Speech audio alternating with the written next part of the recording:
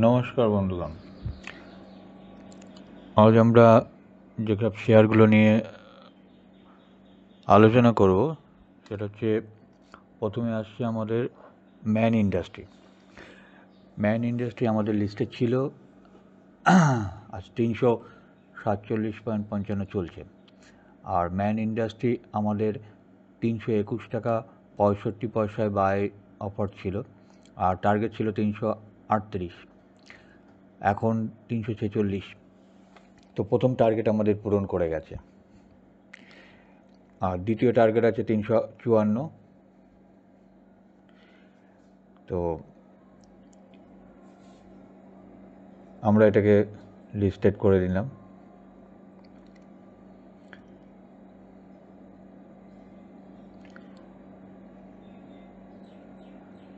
next